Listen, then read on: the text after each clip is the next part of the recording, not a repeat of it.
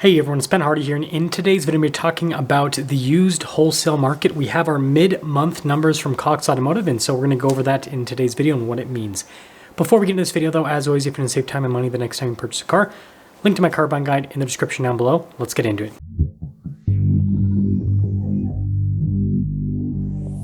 So the big headline figures are that used car values on the wholesale front are down by over 11% year over year from the middle of July last year to the middle of July this year.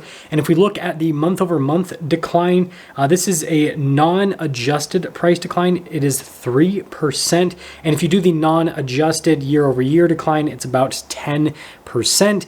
And so this shows that things on the wholesale front are not only still declining, but they're declining at a pretty rapid rate. Again, 3% month over month. That is absolutely enormous.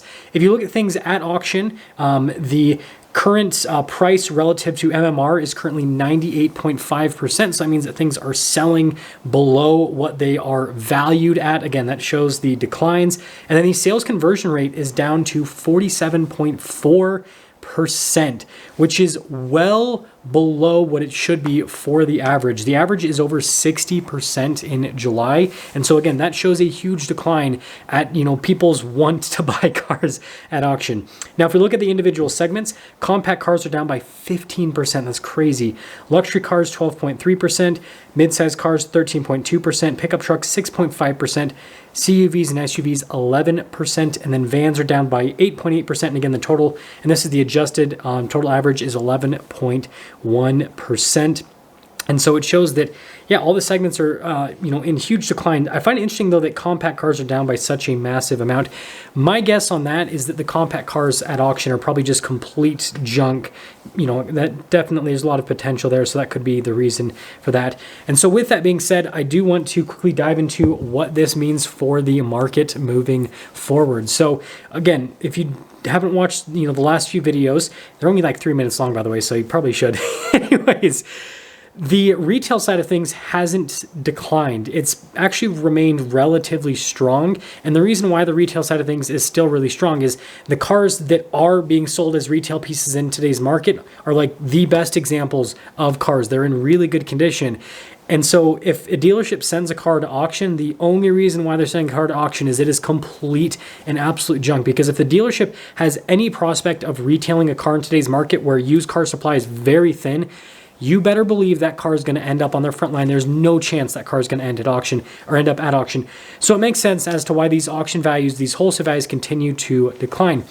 But what you have to remember as a consumer, before we cap things off for today's video, is that with these auction values declining, that means that your trade-in values are also going to be declining. And so if you go in and get a buy bid from a dealership, understand that that is going to continue to soften. Even though you're not seeing things on the retail front soften, you're going to see things soften when it comes to trade-in value. So my advice for those of you that are currently shopping for a car, potentially, planning on trading in your car, I would recommend, especially if your car's in good condition, try selling it yourself and, ask the dealership that you're buying a car from if they're willing to do, an in and out deal where you basically sell it to someone else, and the dealership, how it works is you trade it into the dealership and then the dealership sells it to the person you're selling it to for the same amount of money that you're trading it in for. So you're getting the full amount. Sometimes the dealers will tack on, a couple of fees onto that. So just, ask the dealership if they're willing to do that. And, also see if the dealership's willing to do a consignment type deal where they basically sell your car for you. Again, there's usually fees associated with that.